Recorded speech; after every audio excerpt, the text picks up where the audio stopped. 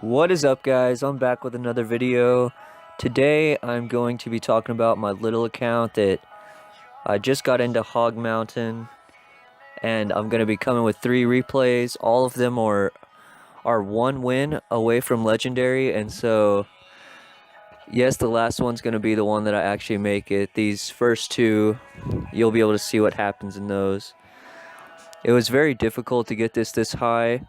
As a level 7, I'm facing level 10s and 9s and sometimes 11s with higher cards oftentimes too.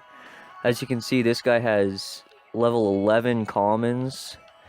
His goblin barrels relatively low, but his commons are definitely a lot higher than mine, and his troops definitely have the ability to overcome mine because of the higher levels. So we start out and he's gotten a decent amount of damage and is about to get a little bit more chip damage with the spear goblins, and I still haven't done anything, so I prepare to do a hog push because I know I have to get some damage on the tower, and I try to go opposite lane to try to make him defend. And his, like I just said, his cards are high, so he doesn't have to do a whole lot to defend me.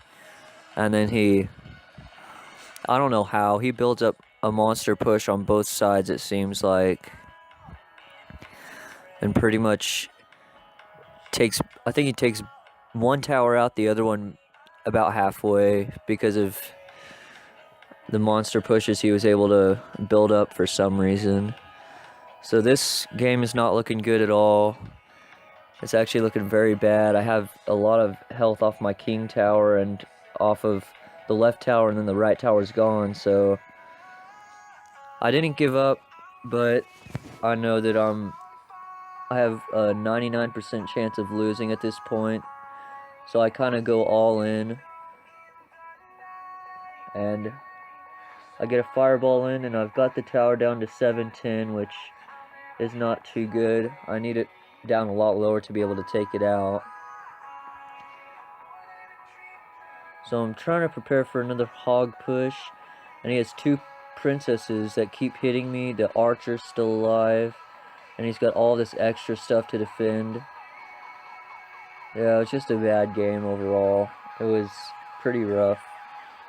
And it's very hard to get crowns and chests with this account because I'm playing higher level people and higher level cards. It's almost every win is 1 crown, and then a lot of times I don't even get a crown because I can't seem to get past their defenses. So the first one's a loss. We'll see what happens with the second one against Rabuzano from I don't know what that clan is. So starts out with Hogfire Spirit. I count it fairly easily, and he wastes a clone, which is not very smart on his part. And I've got Elite Barbs going down the lane, and he plays a good Valkyrie, which takes out my low-leveled Elite Barbs. And so right here, guys, this is a move that y'all can use. It's called aggroing. If you play it in the correct tile, it'll drag melee units, like a P.E.K.K.A or mini P.E.K.K.A, or like the Valkyrie right there.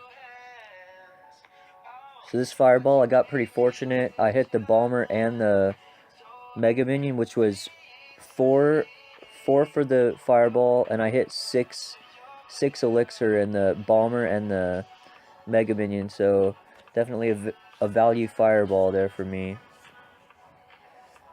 And I have more damage on the left tower. He has more damage overall probably, but his damage is split and mine is on 1 tower, so I'm looking better than him at this point in the game. So I'm preparing for another hog push since I was at 10 elixir. He counters it fairly well. I get a good value fireball again. I got a lot of good value fireballs in this game.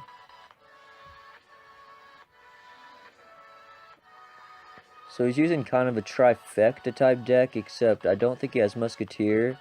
Maybe he has Wizard instead.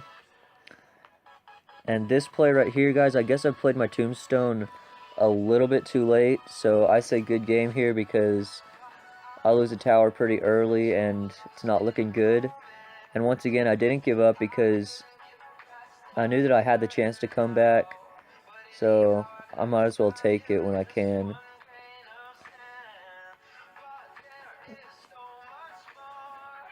So, the past couple plays, I've made some misplays, and I missed some fireballs and zaps that I should have hit, but that happens. People make mistakes and people lose. That's just part of the game.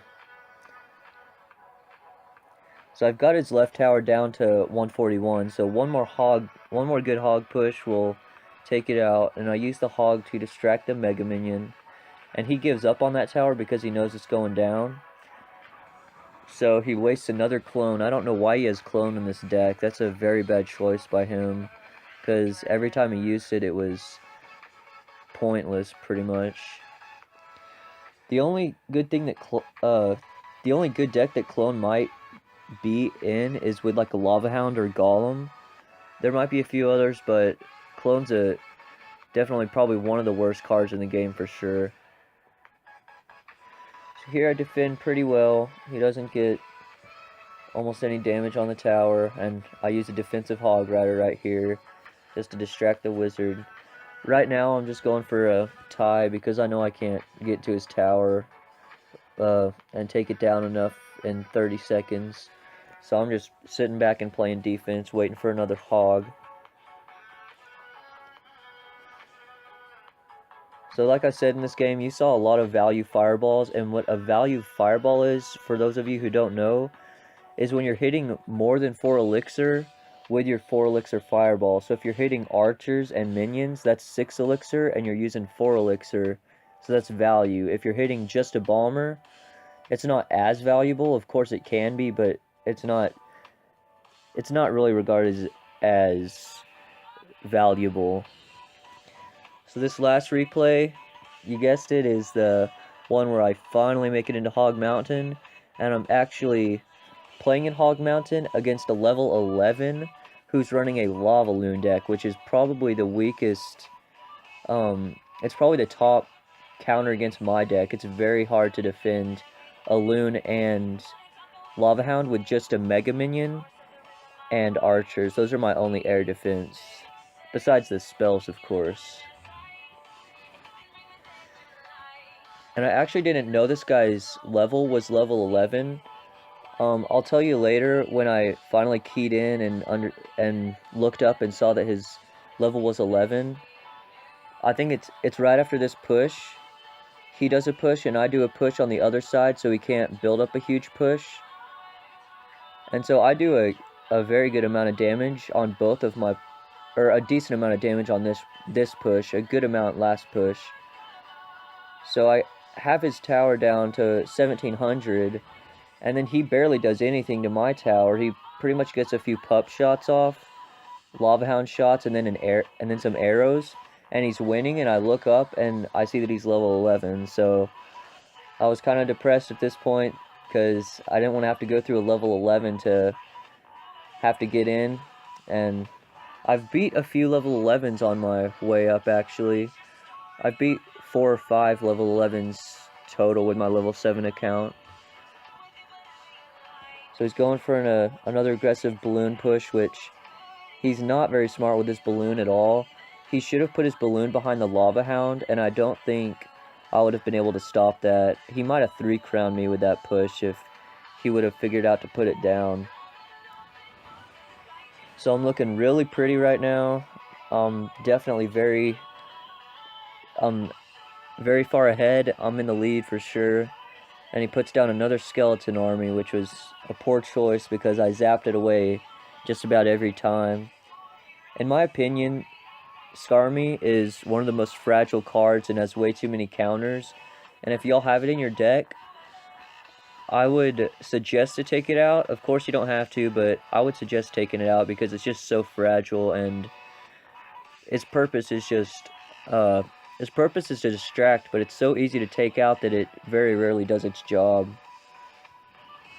So he's kind of split pushing here. He tries to put his balloon on the right side and catch me off guard, while his Lava Hound's on the left side, and I defend it pretty well. So this was I didn't get to record this live. I record my audio after I do the gameplay, which kind of stinks. But I was very pumped after this. I beat a level 11 to get into Hog Mountain as a level 7, so I mean in my book that's pretty impressive. And I'm not trying to brag, I'm pretty stoked about this. So that's the deck I've been using it the whole time. I'm trying to get my Zap to 10 and my Fireball to 8 right now. Well guys, I hope you liked the video, and inspirational quote of the day: my power level is over 9,000. Okay guys, I was just kidding about that. This is a kind of quote, I guess, that I saw. I was at a tennis meet and I saw this at a church. It says, "Christians aren't perfect, just forgiven," which is definitely very true. None of us are perfect and can be perfect, but thank goodness we're forgiven for our sins because Jesus was perfect. So that's the inspirational quote. Hope to see you later, and peace out.